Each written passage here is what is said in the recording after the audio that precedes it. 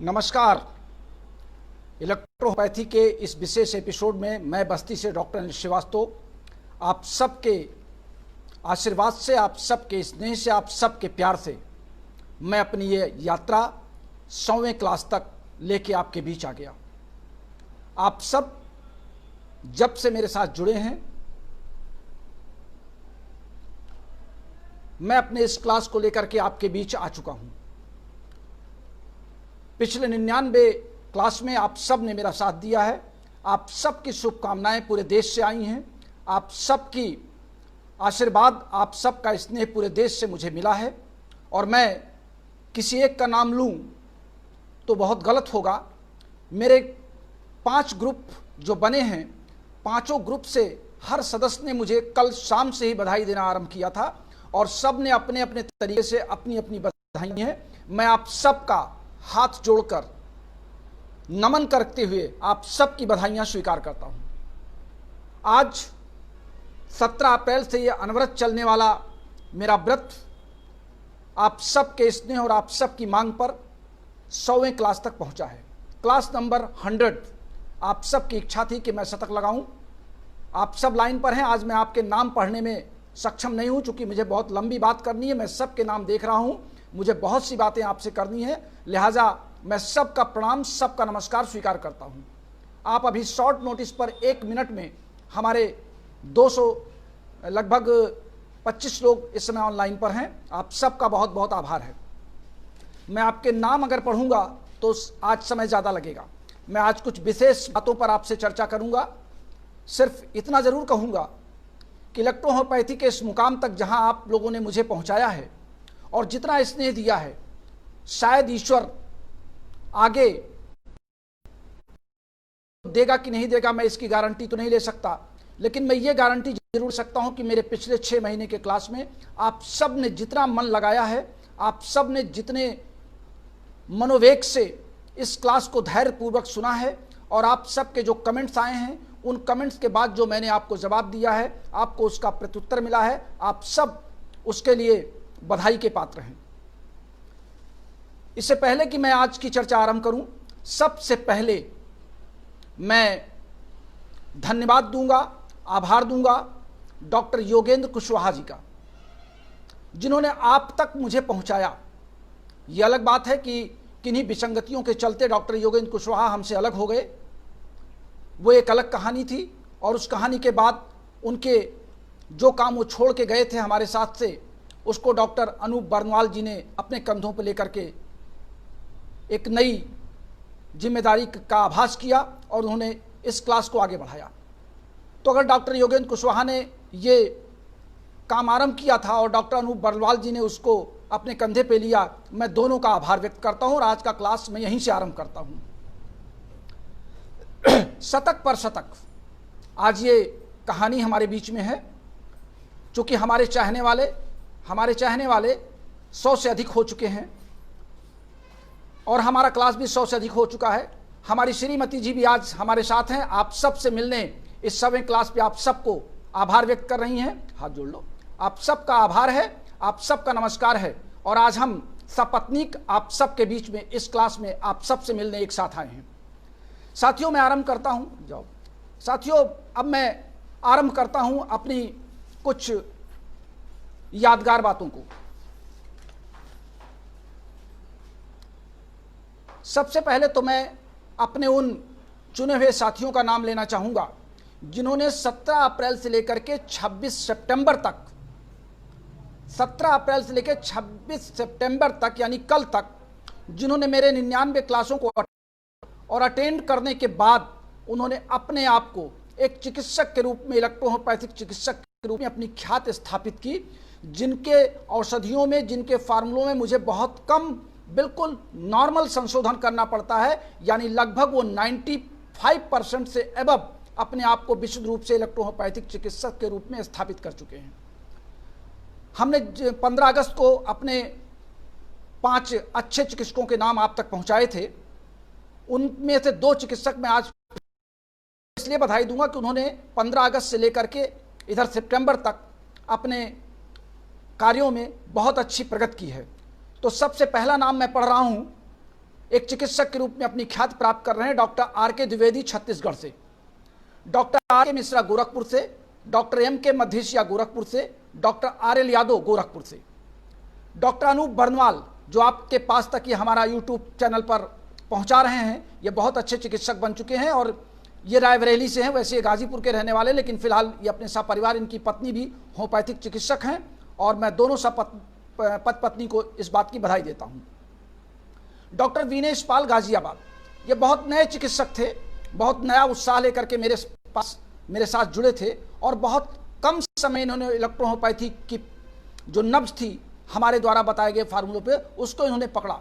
मैं इनके बारे में थोड़ा सा संक्षिप्त में और बता दूं कि ये स्वयं अपने एक बहुत गंभीर रोग को लेकर मेरे सामने आए थे और मैंने इनको प्रिस्क्राइब किया कुछ दवाओं को, उसका इन्होंने उपयोग किया और जब लाभ इनको बहुत अच्छा मिला, 100% लाभ मिला, तो ये इलेक्ट्रोहोम्योपैथी इन्होंने अपने आप को मोड़ लिया और पूर्ण रूप से विशुद्ध इलेक्ट्रोहोम्योपैथिक चिकित्सक बन के इस समय ये चिकित्सा कर रहे हैं। डॉक्टर विनेश पाल गाजियाबाद से, डॉक्टर सतपाल सिंह करनाल से, सतपाल जी भी बहुत अच्छी चिकित्सा कार्य कर रहे हैं। डॉक्टर राजवीर जो दिल्ली के हैं और लगातार आपके साथ बने हुए हैं, आप लोग भी इनका नाम पढ़ रहे हैं, देख रहे हैं और इन्होंने बहुत अच्छा काम किया है।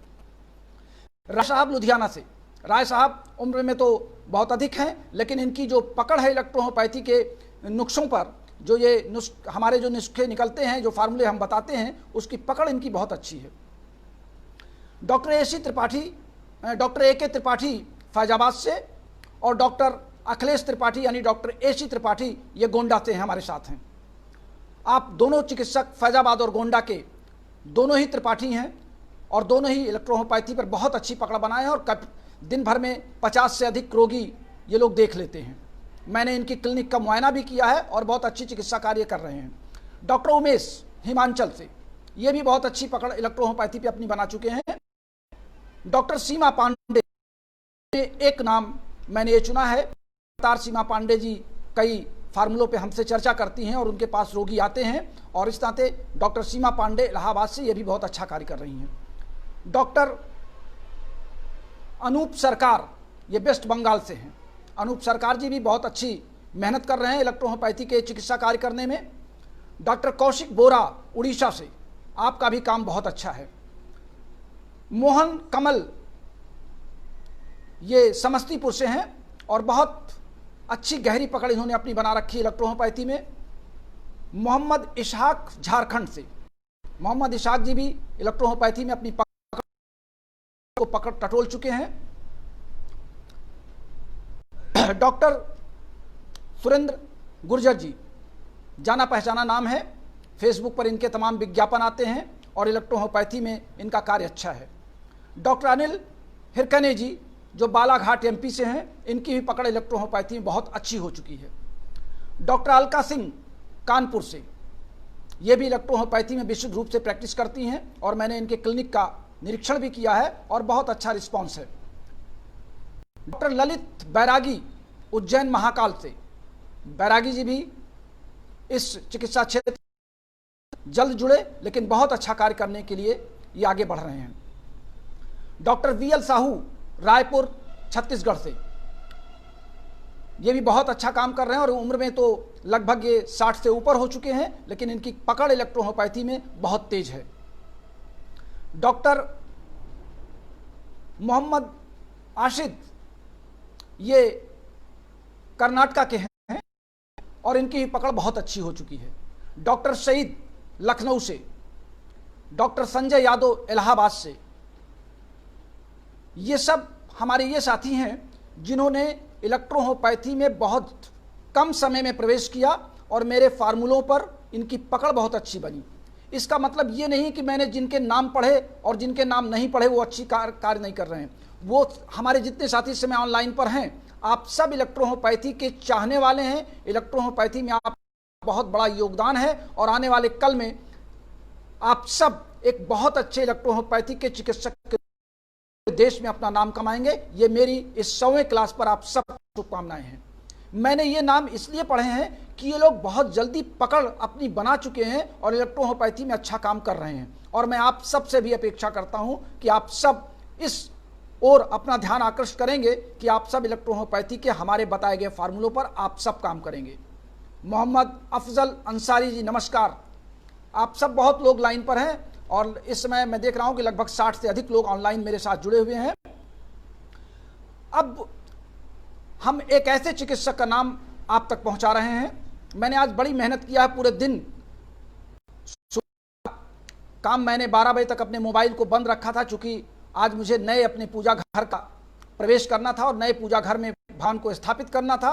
तो इस नाते मैंने उसमें सत्यनारायण भगवान की कथा सुनी और उसके बाद भगवान को स्थापित किया और उसके बाद फिर चाय पीने के बाद मैंने आप सबकी डायरी उठाई और आप सबका आर्टिकल और नोट्स उठाया और इसके बाद मैंने सबकी समरी तैयार की और समरी तैयार करने के बाद ये नाम मेरे सामने आए जो लगातार मैं सर्च कर रहा था कि आप में से कितने लोग एक प्रैक्टिशनर्स के रूप में उभर चुके हैं और बाकी लोग अभी हमारे इस पीछे जितने ना आ रहे हैं, जितने लोग हमारे साथ जुड़े हुए हैं, आप सब बहुत अच्छी प्रैक्टिस कर रहे हैं। ये मेरी शुभकामना है आज के समय शतक पर। अब मैं एक ऐसा नाम पढ़ रहा हूँ जो हमारे क्लास पूरे नहीं सुन पाते हैं, लेकिन उनको ललक रहती है हमारे क्लास को सुनने की और यूट्यूब पर सुनने के बाद वो नोट्स बनाए हुए हैं और नोट्स की किताब पर उन्होंने मेरी फोटो लगा करके और मेरे नाम और मेरी डिग्री के साथ उन्होंने एक दोहर अपने घर में बनाई है। ये है डॉक्टर D.R. यादव मुंबई से। Doctor D.R. यादव की ये जो उत्कंठा है, जो इनका विश्वास है मेरे बताए गए फार्मूलों पर, निश्चित रूप से आने वाले कल में ये बहुत अच्छा काम करेंगे। अब मैं कुछ ऐसे रोचक लोगों के नाम आप तक पहुंचा रहा हूं जो अभी इलेक्ट्रोहोम्योपैथी में बिल्कुल रॉ हैंड हैं, जो लगभग इलेक्ट्रोहोम्योपैथी को जानना समझना चाहते हैं। अभी उन्होंने इलेक्ट्रोहोम्योपैथी में विभिन्न संस्थानों में फर्स्ट ईयर में या सेकेंड ईयर में या थर्ड ईयर में अभी प्रवेश ले रखा और उनकी डिग्री या उनके सर्टिफिकेट कोर्स पूरे नहीं हुए हैं, लेकिन इलेक्ट्रोहोम्योपैथी में मेरे बताए गए जो फार्मूले हैं उस पर उनका इतना गहन अध्ययन हो चुका है, इतना अच्छा ज्ञान हो चुका है कि वो इलेक्ट्रोहोम्योपैथी में आगे बढ़ेंगे। पहला नाम है डॉक्टर समीर, ये सीतापुर के हैं।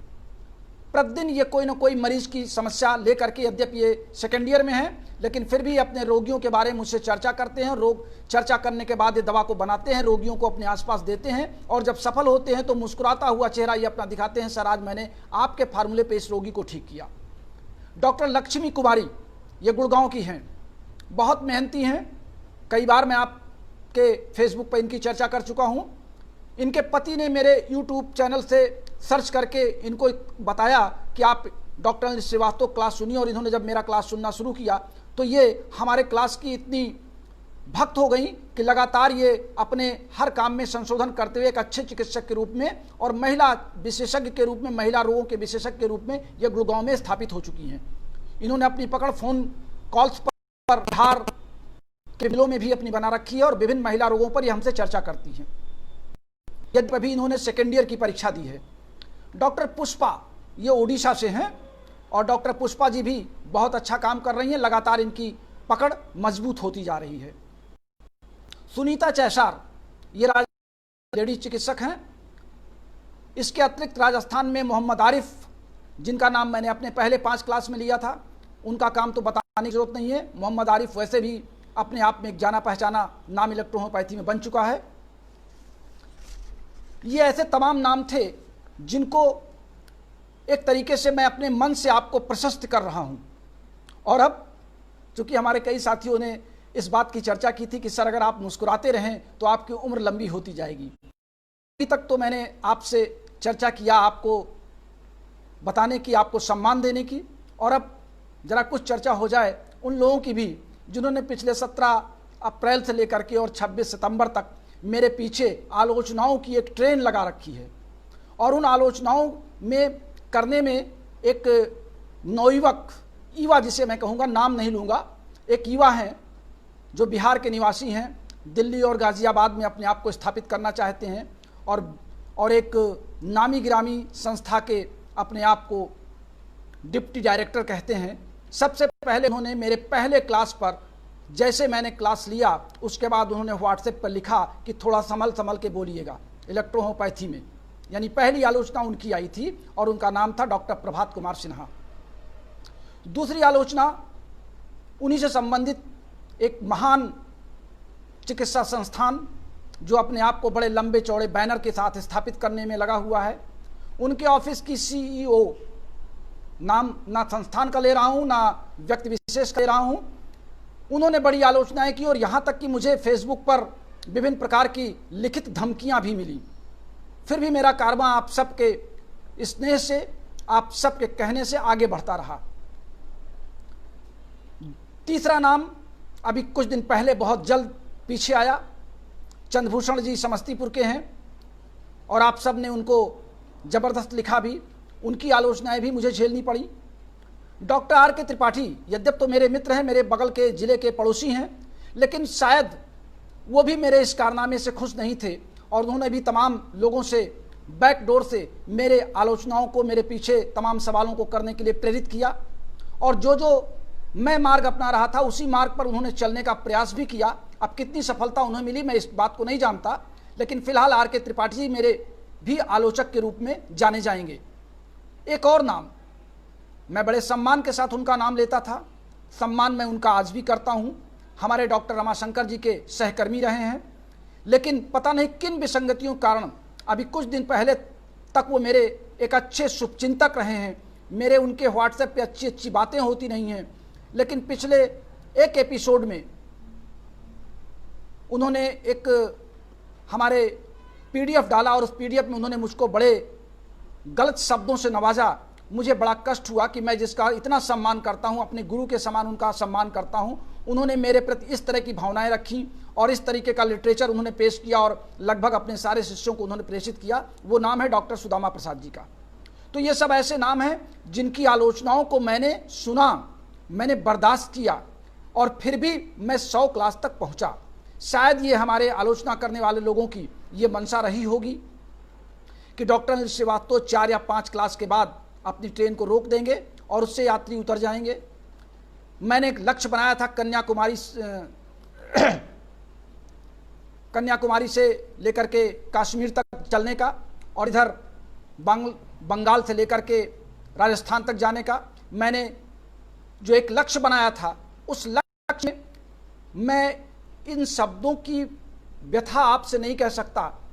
देश का कोई राज्य ऐसा नहीं बचा जिस राज्य के चिकित्सक ने मुझे पहचाना ना हो, और हर राज्य के चिकित्सक ने मेरे इस लेक्चर को लाइक किया, कमेंट्स किया और अब तो कमेंट्स आपके बहुत महत्वपूर्ण होते हैं। लगातार मेरे क्लास समाप्त होते ही आपके शतक बढ़ जाते हैं, तो मेरे शतक पर तो शतक आप लगाते हैं। जब आपके कमेंट्स 100 से अधिक आते हैं तो मुझे लगता है कि मेरे आज का क्लास सफल रहा।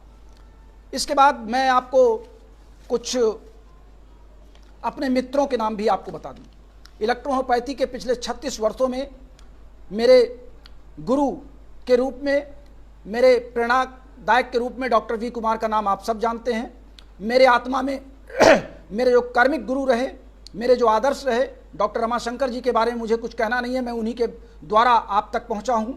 तो डॉक्टर रमाशंकर जी और डॉक्टर वी कुमार के अलावा भी मेरे इलेक्ट्रोहोम्योपैथी में मुझे चाहने वाले मेरे सीनियर साथी जो हैं, डॉक्टर एम.एच. इदरीसी कानपुर से, डॉक्टर दीपक सिन्हा कानपुर से, डॉक्टर यूपी सिंह पटना बिहार से, डॉक्टर के पाठक मध्य प्रदेश से, भोपाल से, डॉक्टर जी.एस. वर्मा जबलपुर मध्य प्रदेश से, डॉक्टर के.एल. रक्षावत और डॉक्टर बलदवा ये दोनों, और डॉक्टर हेमंत सेठिया, ये 3 मेरे मित्र राजस्थान से पुराने मित्र रहे हैं और ये सारे मित्र हमारे फेसबुक पर ऑनलाइन जुड़े हुए हैं और सबकी शुभकामनाएं मुझे मिलती रहती हैं।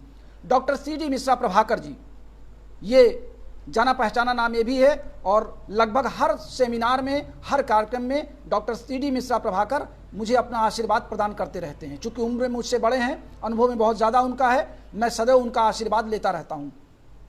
Doctor K P. सिंह चौहान उत्तरांचल उत्तराखंड से हैं, ये भी हमारे अच्छे मित्रों की श्रेणी में हैं। Doctor PK. शुक्ला एक बहुत जाना पहचाना संघर्षशील नाम है इलेक्ट्रोहोम्योपैथी के क्षेत्र में, ये इलाहाबाद के हैं, प्रयागराज के हैं। और डॉक्टर अशोक शुक्ला ये इनके छोटे भाई हैं जो कानपुर को, ये दोनों नाम डॉक्टर पी.के. शुक्ला और डॉक्टर अशोक शुक्ला ये इलेक्ट्रोहोम्योपैथी में संघर्ष के लिए जाने जाते हैं। डॉक्टर सविता सिंह ये मेरी क्लास फेलो रही हैं और होम्योपैथी में इन्होंने बहुत अच्छा काम किया है। इलेक्ट्रोहोम्योपैथी के साथ साथ इन्होंने अपना होलिस्टिक सेंटर भी डाल रखा है। ये कुछ नाम थे जो हमारे मित्र की श्रेणी थे और अब दो नाम मैं आपको और बता रहा हूं आज फेसबुक के माध्यम से, डॉक्टर पीएल परोहा और डॉक्टर सुरेंद्र शर्मा। ये दो लोग इलेक्ट्रोहोम्योपैथी से संबंधित तो कोई पोस्ट मेरे पास नहीं डालते, लेकिन पर डे प्रेरणात्मक पोस्ट, स्लोगन, मैं ये नहीं समझ पाता कि ये लोग इलेक्ट्रोहोम्योपैथी से इतना प्रेम करते हैं तो इलेक्ट्रोहोम्योपैथी की भी कुछ बातें लिखनी चाहिए।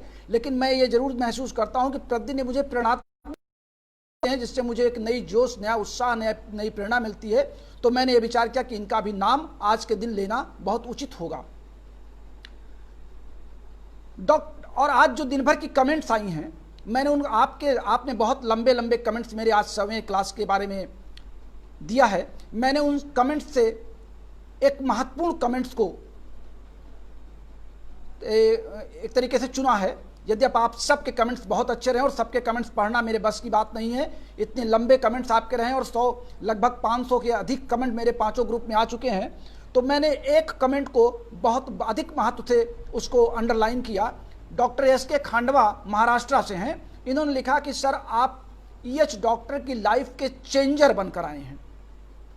यानी जो इलेक्ट्रोहोम्योपैथी में आ रहे हैं या दिग्भ्रमित हैं, भटके हुए हैं, मैं उनके लिए चेंजर बन के आया हूं। अगर ये मानना है इलेक्ट्रोहोम्योपैथिक समाज के हमारे साथियों का, तो मैं सबका एक बार पुनः नमन करता हूं, आदर करता हूं, आप सबको अपनी शुभकामनाएं देता हूं।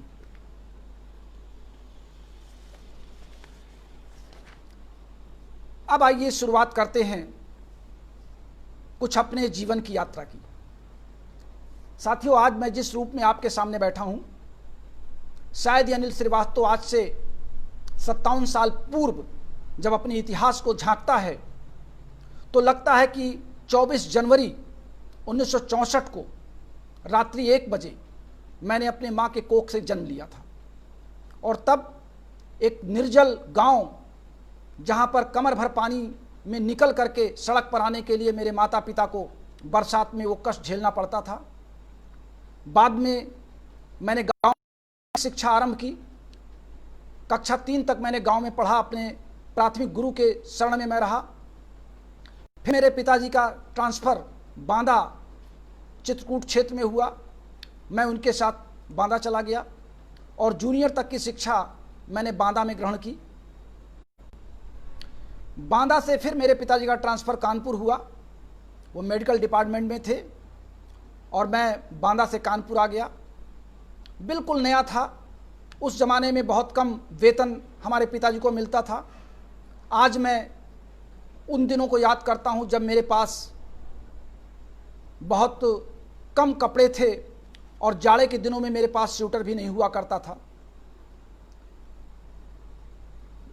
किसी तरीके से हम लोग पूरे परिवार का गुजर बसर करते थे। यद्यप सरकारी नौकरी थी, लेकिन उस समय की जो वेतन था और जो सुख सुविधाएं थी, उसमें एक 4 परिवार को पालना ये हमारे पिताजी के ही बस का था। और उनके पास गांव के अपने भाई बहनों का पारिवारिक बोझ भी था। यहाँ तक कि मेरे बाबा की मृत्यु हुई तो मेरे पिताजी के पास अपने पिता की अर्थी को कांधा देने के लिए उनके पास किराया कम पड़ गया था। पड़ोसी से उनको उधार मांगना पड़ा था।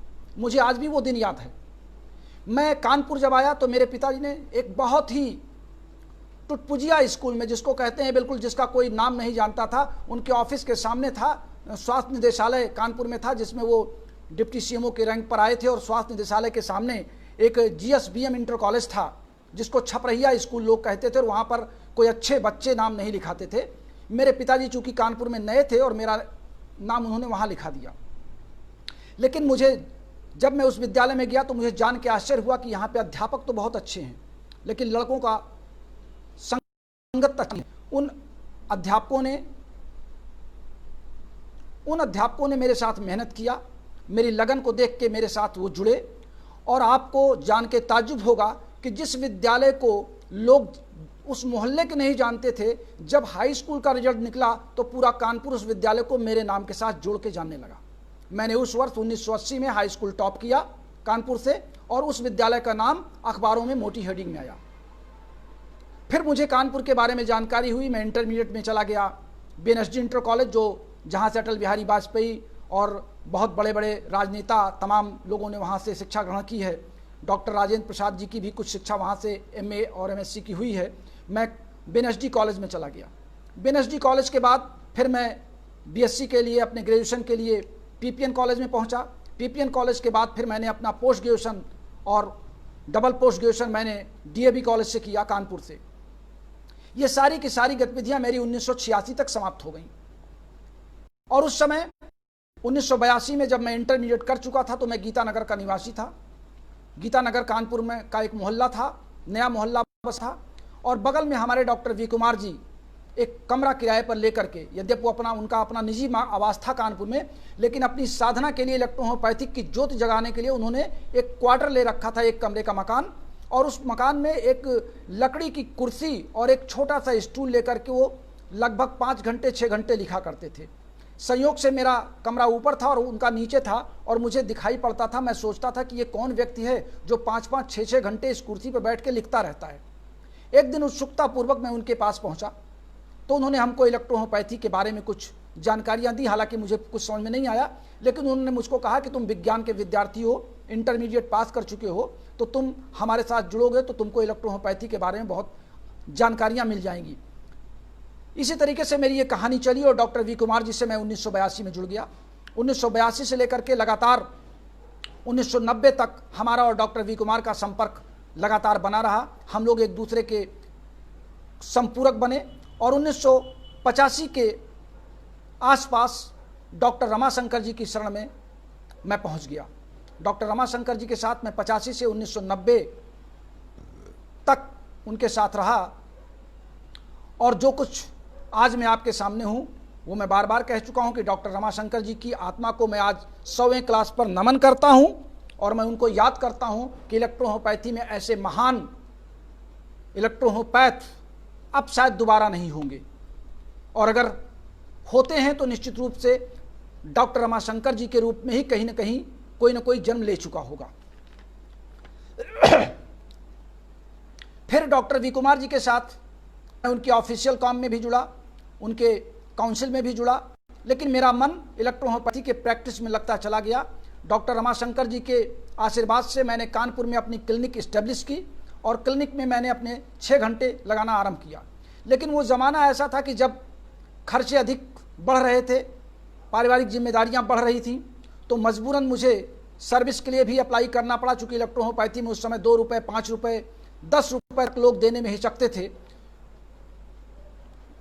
तो ऐसी दशा में फिर मैंने सर्विस के लिए अप्लाई किया और 1990 में मेरा सिलेक्शन बस्ती जिले के एक इंटर कॉलेज में एज ए जूलॉजी लेक्चरर मेरा हो गया।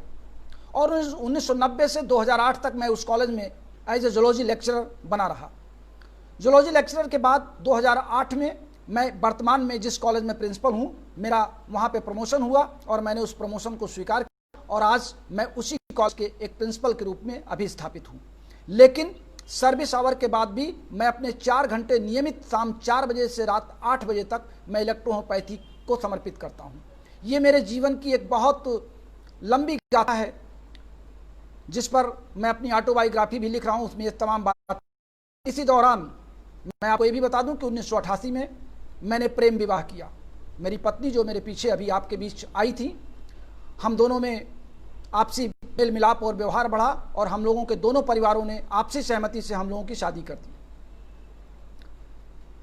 मेरे 3 बच्चे हुए, 2 लड़के और 1 लड़की। लड़की की शादी मैंने 2013 में की है।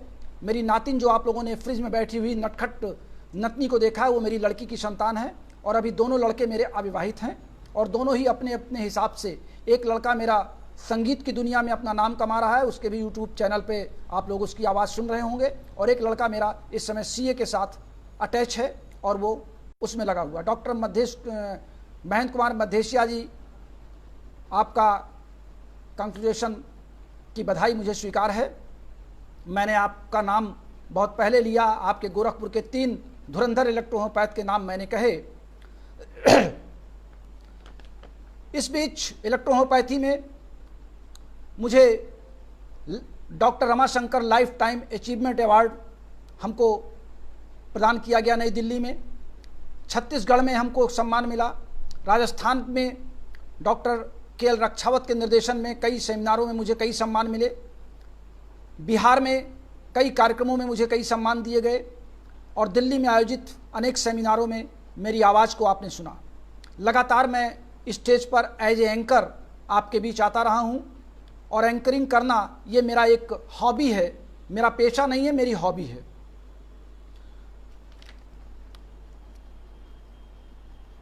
ये यहाँ तक की कहानी हमारी इलेक्ट्रोहोम्योपैथी की जुबानी थी कि इलेक्ट्रोहोम्योपैथी में मैं आपके सहयोग से, आपके जिसको कह सकते हैं आप सबका स्नेह मेरे साथ बना था। तो ये आज मैंने आप सबके इन नामों की चर्चा की और इन नामों पर आप सबको आश्चर्य होगा कि मैंने आज पूरे दिन इन पर मेहनत किया है।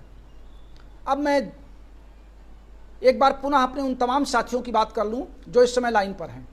मैं आपके नाम नहीं पढ़ पा रहा हूं क्योंकि नाम जल्दी जल्दी आता है और सरक जाता है, मैं आपसे वार्ताक्रम में लगा रहता हूं। लेकिन आप जितने साथी हैं निश्चित रूप से आप इलेक्ट्रोहोम्योपैथी के लिए जुटे हुए हैं, इलेक्ट्रोहोम्योपैथी के लिए अपना समय दे रहे हैं। डॉक्टर सचिन त्यागी जी इस समय सामने हैं, सुनील चौरसिया जी मुझे सामने दिखाई पड़ रहे हैं, और आप सबकी शुभकामनाएं, आप सबके आर्टिकल्स मेरे सामने हैं। डॉक्टर रेशम पथराला जी कांग्रेचुलेशन दे रहे हैं। बहुत से लोग इस समय लाइन पर हैं और आप आज बिल्कुल आपने रिकॉर्ड तोड़ दिया है। इस समय हमारे सामने दिखाई पड़ रहा है कि आप ऑनलाइन इस समय हमारे इस प्रसारण को लगभग 100 से ऊपर लोग देख रहे हैं और आप सबकी कमेंट्स इस पर आ रहे हैं। तो निश्चित रूप से मेरा ये पिछले 6 माह का जो एक था वो पूरा हुआ। मैं आज इस क्रम में एक बात आपसे और भी कहना चाहूँगा कि इलेक्ट्रोहोम्योपैथी के प्रैक्टिशनर्स बनने के साथ साथ आपको इलेक्ट्रोहोम्योपैथी की मान्यता, उसकी रिकॉग्निशन के लिए एक यूनियन, एक यूनाइट, एक संगठन के साथ भी खड़ा होना पड़ेगा। सन 2002 में भारत सरकार नई दिल्ली में electrohomoeopathy practitioners association of India का विधिवत गठन किया गया था, जिसके राष्ट्रीय अध्यक्ष डॉक्टर वी कुमार जी हैं और मैं उसका ऑर्गेनाइजिंग सेक्रेटरी तभी से बना हूँ। हमें अपने नए युवा साथियों की तलाश है, चूँकि अक्टूबर और नवंबर में हम नई कार्यकारिणी का गठन करने जा रहे हैं। इसके पहले आप लोगों ने फेसबुक, व्हाट्सएप पे देखा होगा, नेशनल फेडरेशन का गठन हो चुका है और नेशनल फेडरेशन का काम गवर्नमेंट से लड़ना है। हमारा काम एसोसिएशन का हमारे अपने साथियों की संरक्षण करना, विभिन्न प्रकार के उनकी दिक्कतों का सामना करना जाकर के और उनको मोटिवेट करना, उनको प्रैक्टिस के लिए प्रेरित करना। तो electrohomeopathic practitioners, medical practitioners association of India आप सबको पूरे देश से आमंत्रित करती है। यदि आप में लोगों को यूनाइट करने की, लोगों को एक दूसरे से जोड़ने की अगर आप में प्राकृतिक क्षमता है, ईश्वरीय क्षमता है, तो आप अपने जिले का नेतृत्व ले सकते हैं, प्रदेश का नेतृत्व अगर आप करने में सक्षम हैं, अपने मंडल का नेतृत्व अगर करने में सक्षम है, या अपने खास किसी पक्ष या किसी जिले का नेतृत्व करने में सक्षम है, या आप अगर राष्ट्रीय कार्यकारिणी में भी आना चाहते हैं, तो मैं आप सबसे अनुरोध करता हूं कि आप हमारे एड्रेस नोट करें। 16/29 सिविल लाइन कानपुर, ये आप हमारे एसोसिएशन के रजिस्टर्ड पते पर 16/29 सिविल लाइन कानपुर में आप अपना पूरा डिटेल भेज दीजिए तक इलेक्ट्रोहोम्योपैथी में क्या क्या किया है और एक संगठन से जुड़ने में आपकी क्या क्या खूबियां हो सकती हैं। और आप इस संगठन से अगर जुड़ना चाहते हैं तो संगठन से जुड़ने की शर्तें हम आपसे बाद में बात करेंगे। पहले हम आपका इंटरेस्ट जानना चाहते हैं, आपका योगदान जानना चाहते हैं कि प्रैक्टिशनर्स एसोसिएशन ऑफ इंडिया से जुड़ने में आप कितनी अपनी सार्थकता दिखा सकते हैं। बातें संगठन की हो गई, बातें आपके प्रैक्टिशनर बनने की हो गई, बातें उन आलोचकों की हो गई जिन्होंने मुझको बहुत आलोचनाओं से प्रेरित किया कि मैं आगे लगातार बढ़ता रहूं। मैं उनका भी नमन करता हूं। मैं अपने सारे आलोचकों का इस अंतिम तो मैं नहीं कहूंगा, लेकिन इस 100वें क्लास में मैं अपने उन तमाम साथियों का अभिवादन करता हूं जो मुझसे नाराज हैं। मैं सबका हाथ जोड़ के प्रणाम करता हूं। आप सबका आशीर्वाद मेरे लिए ज़रूरी है। मेरा ना किसी को प्रमोट करने का इरादा है और ना किसी को डिमोट करने का इरादा है। मैं ये जरूर चाहता हूं कि इलेक्ट्रोहोम्योपैथी में यथार्थ बातें बताई जाएं, यथार्थ बातों पर चर्चा की जाए, सच्चाई को आगे लाया जाए। केवल नेम एंड फेम के लिए अपने बड़े बड़े विज्ञापन या अपने बड़े बड़े बैनर फेसबुक और व्हाट्सएप पे ना डाले जाएं। जब आप ये लिखते हैं कि इलेक्ट्रोहोम्योपैथी में इस रोग में यहाँ पर दवाइयाँ होती हैं, और जब आप लिखते हैं कि मैंने इस रोग को सफलतापूर्वक कर लिया है, आप यहाँ पर हमसे फ़ोन नंबर फलां पे संपर्क करें, तो मुझे बड़ा कष्ट होता है। अगर आपने किसी रोग पर नियंत्रण कर लिया है तो आप उस रोग पर दिए जाने वाली दवाओं की चर्चा कीजिए और क्यों दवाएं आपने दी हैं आप उसकी चर्चा कीजिए। और फिर जब उन दवाओं को हमारे अन्य चिकित्सक साथी अपनाएंगे तो आप सब, जैसे आप हमारी आज क्लास सुनने के लिए आतुर हैं, ऐसे आप में से तमाम चिकित्सक ऐसे होंगे जिनकी बातों को सुनने के लिए, जिनके फार्मूलों को सुनने के लिए लोग लाइन लगा देंगे। तो मेरा निवेदन यह है कि प्रचार प्रसार करने से पहले आप अपने आप को मजबूत करें, क्योंकि कल, आने वाला कल, सरकार आपकी क्लिनिक का टेस्ट लेगी, आपका टेस्ट लेगी, आपके रोगियों का रजिस्टर देखेगी, आपका जो काम है वो देखेगी। इस नाते आपको हर तरफ से मजबूत होना पड़ेगा इलेक्ट्रोहोम्योपैथी की मान्यता को आगे बढ़ाने के लिए। हमारे आगे 192 साथियों ने हमारी बुक के लिए एडवांस बुकिंग की है और लगातार आपकी बुकिंग जारी है। बुकिंग मैं बंद करने वाला था, लेकिन फिर हमारे तमाम साथियों ने अभी परसों फ़ोन करके कहा, इधर असम के, उड़ीसा के, कर्नाटका के, कि सर हम लोगों के लिए अभी बंद मत कीजिए, हम लोग विपरीत परिस्थितियों में, बाढ़ में और कोरोना के विभिन्न के क्षेत्रों में फंसे पड़े हैं, हम आपकी किताबों की एडवांस बुकिंग चाहते हैं। तो मैंने ये सोचा कि बुकिंग तो तब तक चलती रहनी चाहिए जब तक मेरी किताब प्रेस में ना चली जाए। तो चूंकि लगातार अभी मेरा अगले महीने तक ये लिखने का क्रम जारी है, मैं प्रैक्टिस ऑफ मेडिसिन में आज से शुरुआत कर रहा हूँ, आप सबके स्नेह और प्यार से, हमारे जो सीनियर साथी हैं उनके आशीर्वाद से, और जो हमारे जूनियर साथी हैं उनके स्नेह और प्यार से। जितने भी लोग आज इलेक्ट्रोहोम्योपैथी में हमको सुन रहे हैं, हमको देख रहे हैं, हमारे परिवार के प्रति उनका स्नेह जगा है, हमारे फार्मूले के प्रति, हमारे सिद्धांत के प्रति उनका स्नेह जागा है, वो सब आने वाले कल में एक बहुत अच्छे इलेक्ट्रोहोम्योपैथिक चिकित्सक बनेंगे। हमने आपसे मेडिसिन बनाने के तरीके पर बात कर ली, हमने आपसे विभिन्न रोगों पर चर्चा कर ली, हमने आपसे विभिन्न प्रकार के ट्रीटमेंट के बारे में चर्चा कर ली, फार्माकोलॉजी, एनाटॉमी, फिजियोलॉजी पर थोड़ा सा एक शॉर्ट में मैंने चर्चा की। मैं एक नाम आपको आलोचना में भूल गया, उनका नाम मैं अब भूल रहा हूं, जिन्होंने मेरे एनाटॉमी और फिजियोलॉजी के मेरे चार्ट पर मेरी बड़ी आलोचना की थी। मैं उनका नाम अब भूल चुका हूं, संभवतः चलिए नाम से क्या रखा है। जो मैंने आपको एक चार्ट दिया था जिसमें मैंने लिखा था डाइजेस्टिव सिस्टम, एक्सक्रेटरी सिस्टम और central nervous system. Digestive system के लिए मैंने आपको L2 बताया था, एक्सक्रेटरी सिस्टम के लिए मैंने आपको L3 बताया था, और सेंट्रल नर्वस सिस्टम के लिए मैंने आपको CNS बताया था। हमने आपसे कहा था कि अगर आप L2 को 1 मान लें, L3 को 2 मान लें और CNS को 3 मान लें, तो किसी भी रोगी को आप 1+2 या 1+2+3 या 1+3 या 2+3 के फार्मूले से आप रोगी को दवा देंगे। और इस फार्मूले के अतिरिक्त कुछ अन्य संबंधित उप अंगों की दवा भी आपको चुनना पड़ेगी और टिश्यू रेमेडीज़ भी आपको लगानी पड़ेगी।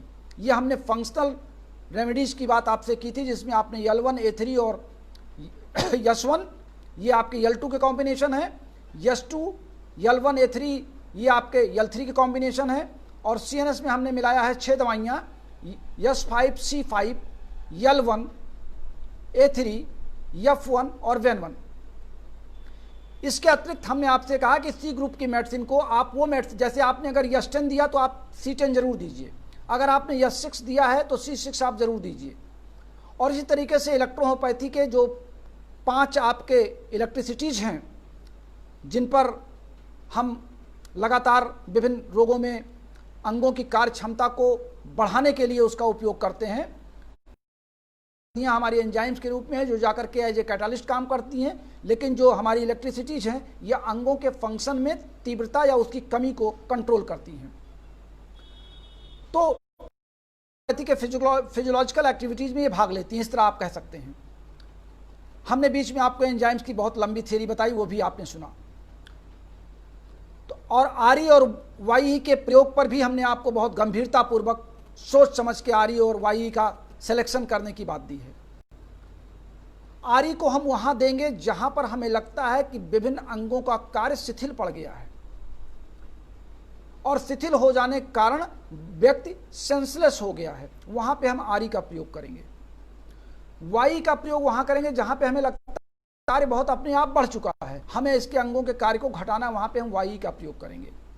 बी के लिए हमने आपसे कहा था प्रॉपर ब्लड सर्कुलेशन को बनाए रखने के लिए, शरीर में कहीं भी ब्लड रुकने ना पाए, ब्लड क्लॉट ना करने पाए, ब्लड में कहीं पर कोई रुकावट या बाधा नहीं पाए, वहां पे आप बी का सिलेक्शन करेंगे। जी के लिए हमने आपको बताया था कि पस टेंडेंसी को एक चेक करता है, बॉडी के किसी भी ऑर्गन्स पर कहीं भी टिश्यू डैमेज हो रहे हैं, टिश्यू डैमेज होने के बाद उसमें आरबीसी डब्ल्यूबीसी की ओर कन्वर्ट हो रहे हैं, तो डैमेज को कंट्रोल करने के लिए पस न बनने देने से जी को रोका जाता है, जी को दिया जाता है। डब्ल्यूई एक सामान्य प्रकार की इलेक्ट्रिसिटी है जो बॉडी को हर ऑर्गन्स को जिस रूप में है उसी रूप में सक्रिय कर देती है, यानी उसको नॉर्मल कंडीशन में बनाए रखना चाहती है, हर ऑर्गन को उसके वास्तविक रूप में लाना चाहती है। तो ये हमने आपको 5 प्रकार के इलेक्ट्रिसिटीज की भी बात आपसे की थी। अब मैं आपके कुछ इस पर कमेंट्स पढ़ लूं। ये डॉक्टर कृष्ण पांडे जी बांदा से लिख रहे हैं, नमस्कार sir, I am going to listen your 10th 100 class today, I am very lucky person as your student, thank you for guruji. ये बांदा से हैं और बांदा मेरी कर्मभूमि रही है, मैंने वहाँ पर अपने 14 वर्ष बिताए हैं। मैं आपको नमस्कार करता हूँ और आपको जानकारी के लिए भी बता दूँ कि संयोग से मेरा बचपन बांदा बीता और जवानी भी बांदा ही बीती, क्योंकि मेरी शादी जो हुई वो बांदा में ही हुई, मेरी ससुराल बांदा ही है। डॉक्टर मनमोहन सैकिया जी आज बहुत दिन बाद दिखे हैं, 100 क्लास की मुझे बधाई दे रहे हैं। डॉक्टर अरुण श्रीवास्तव जी बधाई दे रहे हैं। डॉक्टर मोइनुस शाह,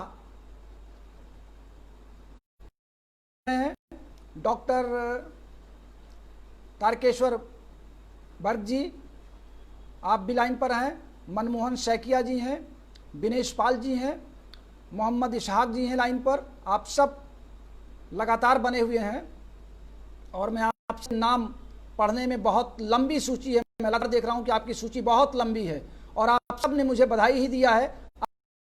हैं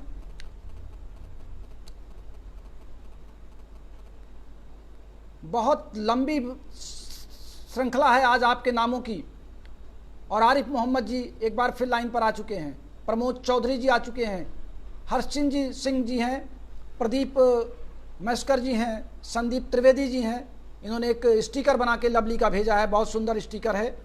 तो आप सब इलेक्ट्रोहोम्योपैथी के क्षेत्र में मेरे इस 100वें क्लास पर मेरे नए साथियों को मेरी शुभकामनाएं हैं। और जो मेरे सीनियर साथी, मैं सीनियर उन्हें मानता हूं जो मुझसे उम्र में 1 घंटे भी बड़े हैं, वो मेरे सीनियर हैं। वो जरूर मेरे फार्मूलों को याद करते हैं, मेरे फार्मूलों को अपनाते हैं, लेकिन मैं उनको अपना सीनियर मान के मैं उनको श्रद्धा सुमन अर्पित करता हूं। वो मेरे आदरणीय हैं, पूजनीय हैं और वो मेरे साथ अपना आशीर्वाद बनाए रखें। तो आप सब, मैं घड़ी देख रहा हूं, लगभग 43 मिनट हो चुके हैं। तो आज की वार्ता मैंने आपसे कहा था कि मैं विशेष रूप में आपसे इस क्लास के लिए मैं तैयार होकर आऊँगा। डॉक्टर रमाशंकर जी के बारे में भी आपसे थोड़ी बहुत चर्चा हो जानी चाहिए, जो हमारे नए साथी हैं। डॉक्टर रमाशंकर जी मूल रूप से पटना परिवार से वो अब संपन्न थे, पारिवारिक दायित्वों का निर्वहन वो कर चुके थे और अपने जीवन के अंतिम कुछ वर्ष पहले उन्होंने संन्यास धारण कर लिया था और नैमिषारण्य में जाकर के वो संत बन गए थे।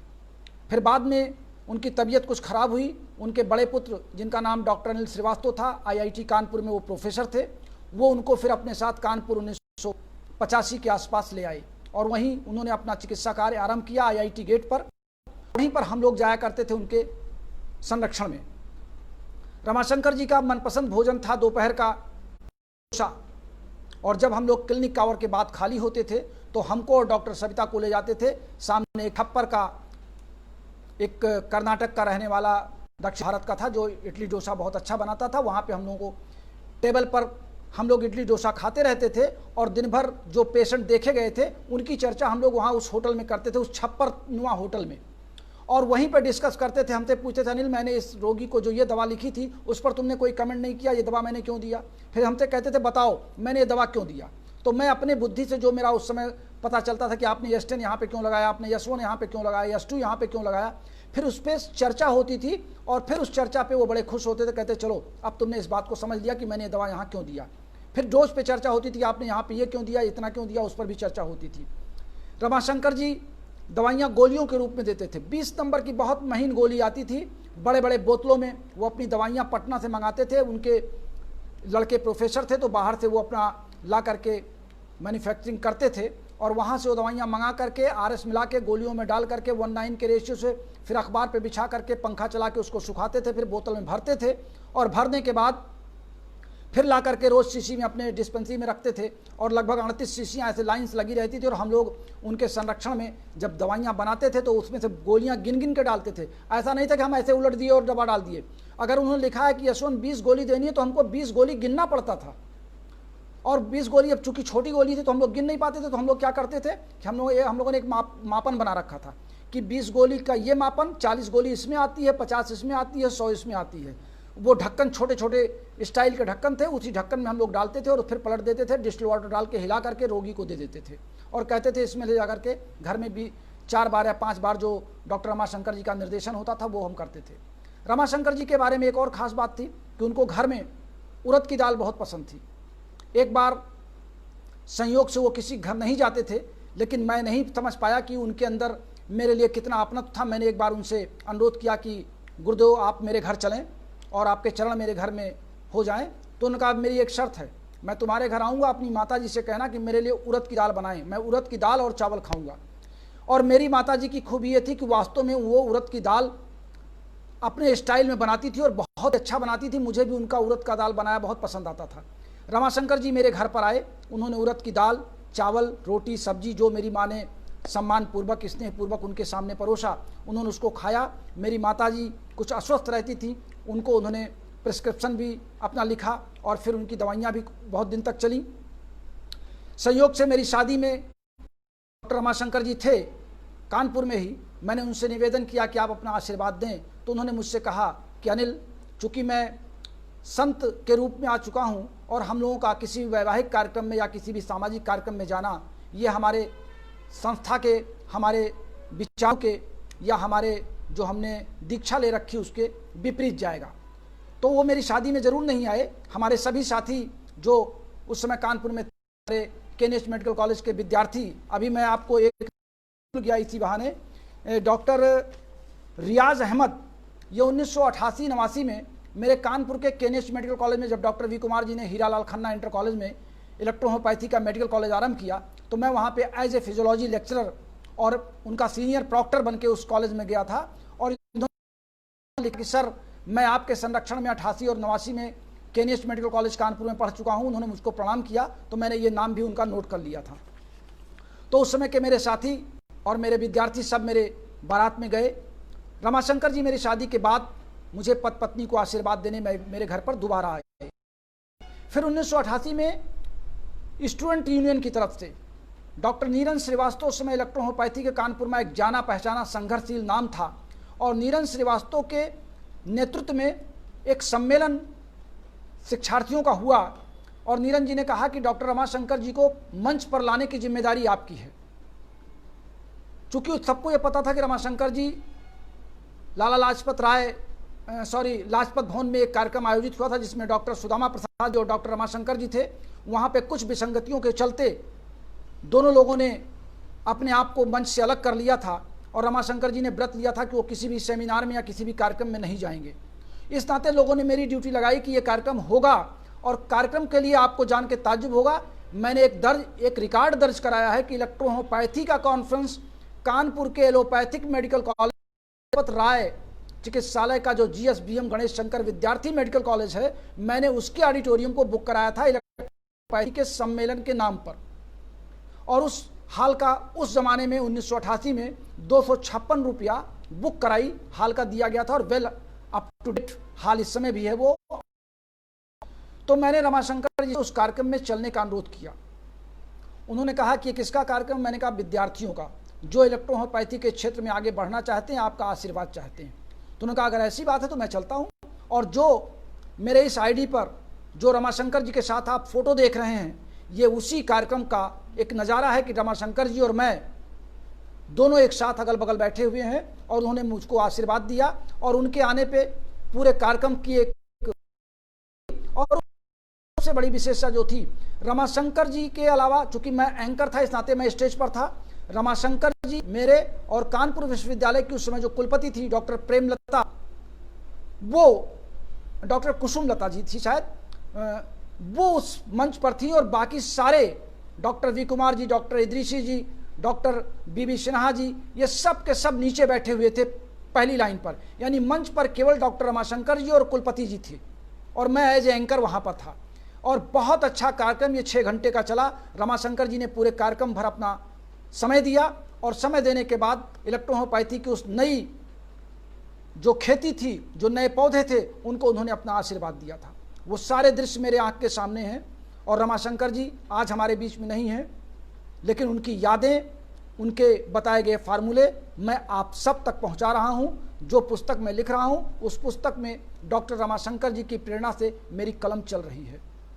तो अब सब मैं समझता हूं कि आज का ये शतक जो हमारी वैचारिक बातचीत थी, हमारे जीवन की एक गाथा थी, डॉक्टर रमाशंकर जी का वैचारिक प्रसंग था। और आप सब अच्छे डॉक्टरों के नाम, अपने आलोचकों का आशीर्वाद, इन सब के बारे में आज बहुत अच्छी चर्चा हुई। आप सब लाइन पर हैं।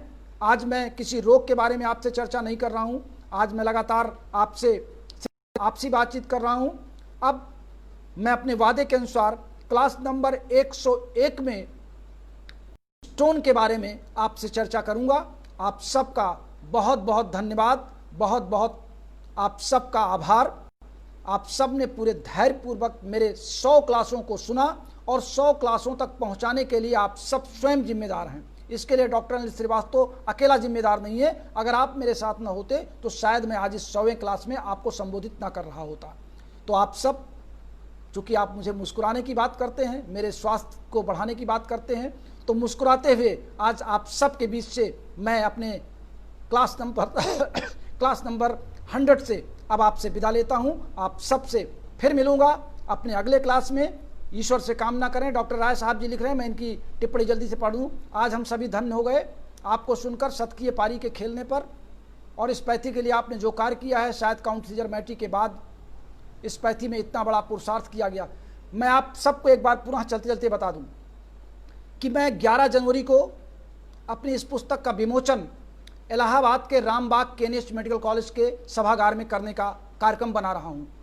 जो भी साथी हमारे बुक कर चुके हैं किताब, अगर वो प्रयागराज के दर्शन करना चाहते हैं, संगम में स्नान करना चाहते हैं और हमारे किताब को बाई हैंड चाहते हैं, तो वो आप सब 11 जनवरी को प्रयागराज आने के लिए तैयार रहिए। मैं जब कार्यक्रम बिल्कुल कन्फर्म हो जाएगा, डॉक्टर प्रमोद शुक्ला जी को मैंने लगा दिया है कि वो सारी व्यवस्था वहाँ की संभाल लें, तो मैं आपको इन्फॉर्म करूँगा। बुक तैयार होते ही आपको इन्फॉर्मेशन जाएगी और आप सब प्रयागराज के लिए अपना टिकट बुक कर लीजिएगा, अगर आपको सुविधा हो तो। अगर नहीं सुविधा है तो मैंने अपने वादे के अनुसार मैं आपको पार्सल करूंगा आपकी किताब। और प्रयागराज में ही इसी केनिस्ट मेडिकल कॉलेज रामबाग में एक 3 दिन का निःशुल्क CME चलेगा, जिसका कोई शुल्क नहीं होगा। आप अपने किराए भाड़े से आएंगे, अपने किराए भाड़े से अपने होटल में रुकेंगे, केवल आपको क्लास दिया जाएगा 3 दिन का, जिसमें विभिन्न विशेषज्ञ मिलेंगे। ऐसा एक प्रोग्राम बन रहा है, मैं आपको उसकी भी सूचना आपको दूंगा। और आज 100वें क्लास पर मैं आपको भी आमंत्रित करता हूं कि यदि आप डॉक्टर अनिल श्रीवास्तव को अपने शहर में जानना चाहते हैं, अपने शहर में देखना चाहते हैं, तो जब आपकी ये व्यवस्था हो जाए कि आप मेरे आने जाने की व्यवस्था कर सकें, वहाँ रहने की व्यवस्था कर सकें, तो मैं आपके बीच में अपने 3 दिन मैं आपको दे सकता हूँ। लेकिन पहले से आप हमको अपनी व्यवस्था बता दें और उस हिसाब से मैं अपने रूटीन में आपकी अपनी डायरी में आपके कार्यक्रम को चार्ट कर लूँ। मैं देश के किसी भी राज्य में जा सकता हूँ, किसी भी जिले में जा सकता हूँ, बस मेरी सारी व्यवस्थाएं आपको करनी पड़ेंगी, मुझे आपसे कुछ चाहिए नहीं। मैं निःशुल्क जैसे 100 क्लास तक आपसे चला हूँ, अभी आगे भी जब तक मेरी प्रेरणा अंदर से डॉक्टर रमाशंकर जी की आती रहेगी, मैं आपके बीच आता रहूँगा। लेकिन यदि आप मुझे अपने शहर में बहुत नज़दीक से चाहते हैं, किसी भी रूप में अपनी डिस्पेंसरी का विजिट कराना चाहते हैं, अपने साथ वार्ता करना चाहते हैं, अपने 10-20 साथियों के साथ हमसे वार्ता करना चाहते हैं, या CME के रूप में आप रिफ्रेशमेंट का क्लास लेना चाहते हैं, तो उस तरह की व्यवस्था यदि आप करना चाहते हैं तो मैं आपके साथ हूँ। आप बेहिचक मुझे अपनी पूरी जानकारी, अपनी पूरी प्लानिंग बताइएगा, मैं आपके साथ जरूर जुड़ूंगा। तो इन तमाम बातों के साथ आप सबका आज लगातार 55 मिनट तक मेरे साथ बने रहने का बहुत बहुत धन्यवाद। नमस्कार, शुभ रात्रि। फिर मिलेंगे अपने नए क्लास की ओर। 101 पर मैं बैटिंग करने के लिए उतरूंगा। अब आउट होता हूं, बॉलिंग आप कैसी करेंगे ये तो ऊपर वाला जाने। तब तक के लिए बहुत बहुत धन्यवाद। नमस्कार, शुभ रात्रि। चलते चलाते आप लोगों ने कहा था कि अपना फ़ोन नंबर फिर से बता दें, कल आप शायद सुन नहीं पाए थे। मेरा व्हाट्सएप नंबर है 9793252355। एक बार फिर रिपीट कर देता हूं, 9793252355। ये मेरा व्हाट्सएप नंबर भी है और कॉलिंग नंबर भी, जिस पे आप लोग कॉल करते हैं। मेरा एक और इमरजेंसी कॉलिंग नंबर है, अगर आप उस पर कॉल करेंगे तो मैं ये समझूंगा कि आपको कोई बहुत, क्योंकि उस फोन को मैं आमतौर से उठाता नहीं हूं, लेकिन अगर आप करेंगे फ़ोन उस पर तो मैं उठाऊंगा, तो मैं जानूंगा कि आप बहुत ही इमरजेंसी मुझे कॉल कर रहे हैं। वो नंबर है मेरा 7907882569। मैं एक बार फिर रिपीट कर देता हूं, 7905882569। ये मेरे दो नंबर, 97 का नंबर हमारा कंटिन्यू चलता है और इमरजेंसी नंबर ये हमारा आपके इमरजेंसी कॉल के लिए। ये नंबर हमारा रात में 10 बजे बंद हो जाता है और सुबह 10 बजे के बाद ही खुलता है। इस नाते रात 10 बजे से 10 बजे सुबह तक मैं इस नंबर पर बात नहीं कर सकता, लेकिन 97 का नंबर मेरा 24 आवर खुला रहता है। मैं आपके फ़ोन कॉल केवल 2 दशाओं में नहीं स्वीकार करता, जब मैं पूजा कर रहा होता हूँ या बाथरूम में होता हूँ। शेष समय आपने इस बात को महसूस किया होगा कि मैं आपके फ़ोन कॉल तत्काल अटेंड करता हूँ, क्योंकि मेरे दोनों फ़ोन मेरे हाथ में लगातार रहते हैं। और आप लोगों ने, जिन लोगों ने अभी मेरे फ़ोन पे नंबर की बात की थी, मैं उनको बता दूं कि 9450563748 ये मेरा फ़ोन पे नंबर है। 9450563748। इस पर आप अपनी सहयोग राशि या एडवांस बुकिंग राशि जो भी आप हमारे लिए कर सकते हैं, उस पर आपका स्वागत है। तो इन तमाम जानकारियों के साथ कैलाश चंद जी भी आप बहुत देर में आए हैं, और डॉक्टर देवेंद्र कुमार जी, अब तो मेरे चलने का समय हो रहा है। मैं 57 मिनट घड़ी देख रहा हूँ, 57 मिनट आप सबके बीच में रहा हूँ। आप सबका, सभी साथियों का, अपने सीनियर साथियों का अभिवादन और जूनियर साथियों को स्नेह, प्रेम, नमस्कार, शुभ रात्रि।